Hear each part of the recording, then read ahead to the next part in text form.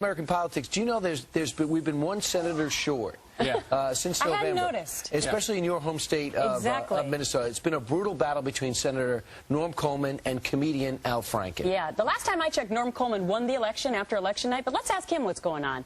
Senator Coleman joins us now live from D.C. Good morning to you, Senator. Great to be with you. By the way, was there anything to the promo with my story first and the cat with 9 lives, the next story after that? Come together. Yeah, that would be very interesting. Well, That's what you're waiting for, isn't it? For you to be defrosted and to be the U.S. Senator again. But listen, we're not done yet, Gretchen. Yeah, well, let me ask you this, Senator, because I remember after election night, weren't you ahead by 200-some votes? I was actually ahead by over 700 votes election night. I was ahead by 215 votes after the machines were checked. And the canvassing board got done. We got into opening up absentee ballots that had not been counted election night, and I was down 225. A 3-judge panel just issued a ruling saying they'll open up 400 more votes, which is about a tenth of the number of votes that we believe should be opened, and we believe they should be opened. These are absentee ballots because the same kind of absentee ballots have already been counted throughout the state. So we're prepared to go to the Supreme Court in the next, right after the 3-judge panel does its work. So the race isn't over. I do expect to win when all the votes are counted. Right. Senator, you talk about how they're going to look at 400, but they should look at 4,000. That sounds like Florida all over again, where they kind of cherry-picked those couple of states. Why just 400 and not 4,000? Well, listen, these are not bad judges. What they did is they looked at the ballots in front of them and they said that we're going to have a very strict standard. We're going to make sure that every facet of the law is complied with, and just 400 more ballots we're going to open up. The problem is ballots, over 4,000 ballots that should be opened, are exactly like ballots that have already been opened on election night. And you're right, it is the law. The Constitution, which was played out in Florida, says you can't have different standards for opening ballots either between counties or even within counties. So all we're arguing for is a uniform standard similar to what's already been in play, what was done on election night. And if we do that, we believe there are enough votes for me to get back the lead that I had election night. So there was a report earlier this week, Senator, that you were going to, this is over. They took 400 ballots in a mostly Franken district, and they're going to open it up. And you told us on the radio, there's no way it's over. You're going to keep fighting this all the way through. Today the story is, will there be pressure on Governor Pawlenty after they count these ballots? If it doesn't meet, if it doesn't put you over the top, and which it doesn't look like percentage-wise it will there be pressure on Governor Pawlenty to go ahead and certify Franken? Actually, I don't think the Republican governor or the Democratic Secretary of State will be certifying anybody after the 3-judge panel. Minnesota law is very, very clear. It says that there's no certification until the judicial proceedings in Minnesota are completed, and they're not completed. There will be an appeal to the Supreme Court. They will move expeditiously.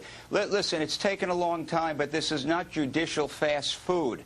Right. This is making sure that every voter has their vote counted, and that the person who got the most votes is actually declared the winner of this Senate seat. Senator, call me crazy, but with all the money that's being spent to fight this, why not just have a new election? Like Georgia. It's not crazy.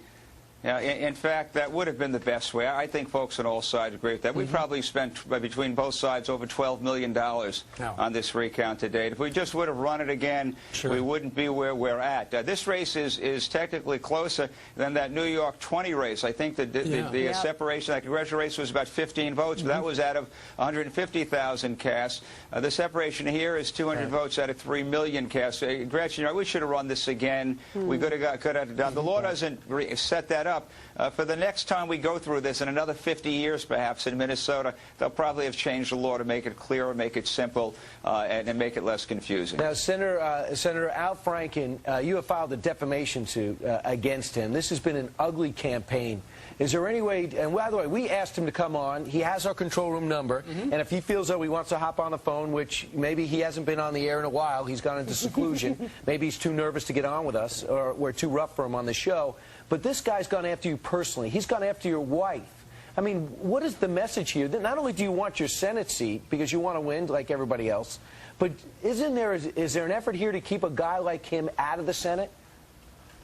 Listen, I've served for 32 years. I believe I can provide the kind of service that Minnesota needs.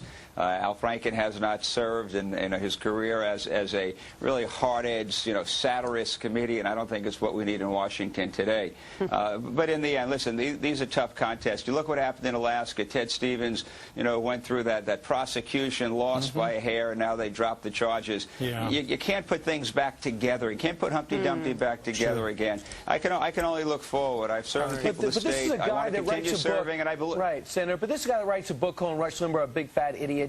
He makes his life personally attacking people, makes his living there.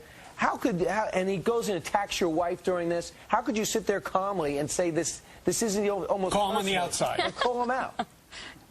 Well, because politics is a very, very tough business. Yeah.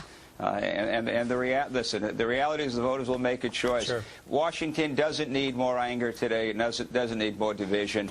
We got the biggest challenges I've seen in 32 years of public service, in all our lifetimes. Sure. In all our lifetimes. Listen, to me it was clear. I could provide the kind of leadership Al Franken couldn't. The voters have voted. Let's get all the votes counted, and when they're done, I'm still confident. And no we'll doubt, win. Senator, if there's any lesson to be learned in any of this, besides changing law, it's that every vote counts.